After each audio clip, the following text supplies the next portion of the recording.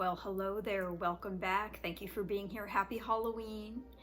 And seeing as that it's Halloween, I'm going to be talking about my favorite scary movies.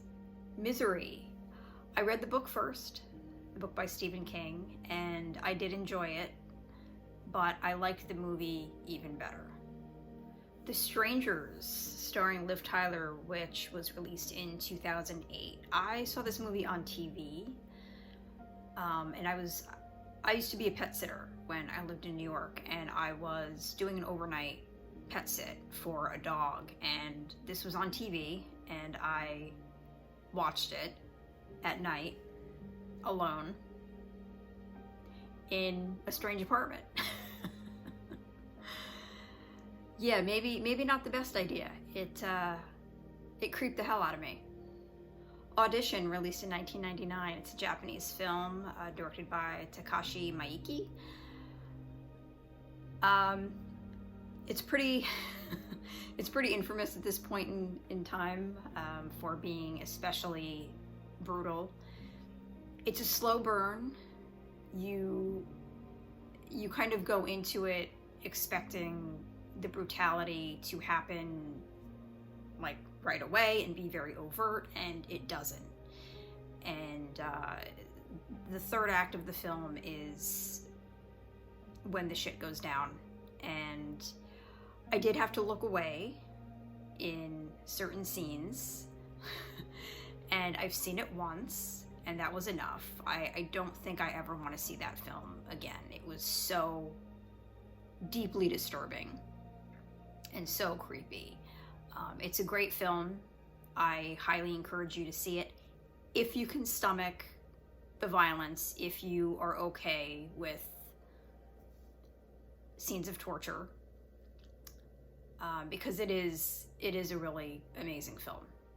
I've thought about whether or not I wanted to put The Exorcist on here, although I do believe that it is a genuinely brilliant film, and it is still shocking even today. I mean, I can't believe that film was made in the 70s.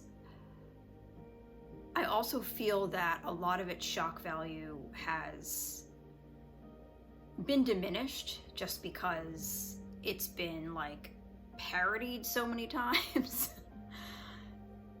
But if you've never seen it, you should. But I don't know how impactful it's actually going to be for someone at this point, especially if they've already seen so many parodies of it, you know? But I can separate it from all of that and kind of recognize it for what it is. It is a great film. It was a groundbreaking film. The Fly, released in 1986, directed by David Cronenberg, Geena Davis, Jeff Goldblum.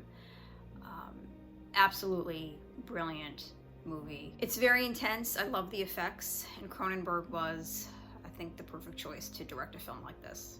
I did mention Nightmare on Elm Street, the original, and John Carpenter's The Thing in one of my previous videos for my favorite spooky things. But they are definitely on this list for my favorite scary movies. I also really love Nightmare 4 and 5. Those are my favorites, and I love Wes Craven's New Nightmare as well. The Mist, released in 2007. It was the ending for me. The ending is what makes this one of my favorite scary movies. That ending was so unexpected and is horrifying. The rest of the film,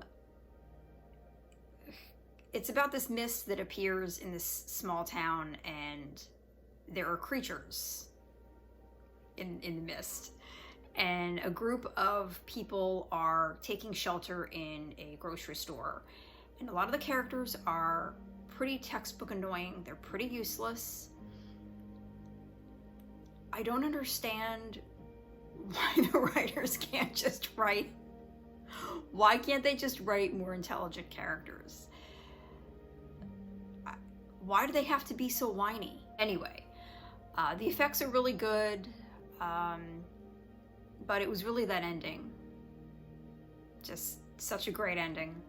A Quiet Place, directed by John Krasinski. I loved this movie. I loved it. I have not seen the second one yet. I would very much like to, but the first one was great. I loved it. I loved the characters, cared about the characters, and I thought it was a really unique twist on the monster theme, the alien theme. Psycho, the original Psycho, absolutely has to be on this list. Sadly though, this is embarrassing to admit, but I saw the remake first. I know. My friend and I used to crush really, really hard on Vince Vaughn, and we would watch any movie that he was in. And so when that was released, we went and saw it in the theater, and I didn't hate it, but I was kind of confused. I didn't really understand what all the big fuss was about, and the dialogue, because they kept the dialogue in the remake, it no longer made any sense. The original was released in 1960, so the dialogue was relevant to that era, whereas the remake was released in 98, and it just sounded, there were just some lines that were so bad that it was like laugh out loud, like this is absolutely ridiculous. So sadly, I didn't see the original until after I saw the remake. And when I saw the original though, I was like, okay, now I get it. Now I understand why this is considered one of the greatest films of all time, one of the greatest horror films of all time. The remake was just so pointless. It was pointless and useless and absolutely not worth anyone's time. But the original is The Faculty, released in 1998. Now, this film takes place at a high school where something mysterious starts invading the faculty, the teachers of this high school, and there's a group of students that have to figure out what's going on. These characters, even though they're teenagers, are actually written intelligently, as opposed to a lot of the other characters in a lot of other horror films. And that's part of what makes it so enjoyable. I mean, even if you have it kind of figured out from the beginning, everyone is making smart decisions, and everybody feels real. You know, it doesn't feel like a bunch of caricatures, you know, running around. You know, a lot of the teens in these movies, as you know, are so aggressively dumb and so aggressively annoying that when they die, you're like, oh, okay. The original Halloween, John Carpenter, obviously that's going to be on everybody's list. I love that it's considered such a classic, and there's actually like no bloodshed in that movie. It's not a gory movie, but it is a scary movie. And my favorite scary film of all time, again, I have spoken about this in a previous video, my favorite spooky things, but I had to talk about it again. It's Return of the Living Dead. It's my favorite zombie movie, and it's my favorite scary movie of all time. If you've never seen it, please go see it. Please find a way. It's so amazing. If you love zombie movies, you have to. It was released in 1985. It was directed by Dan O'Bannon. And yes, it's about zombies, but you get the origin as to how that came to be. It's a full story. So there's a beginning, a middle, and an end. The characters are all really great. It's really funny. The effects are great. It has some genuinely creepy moments.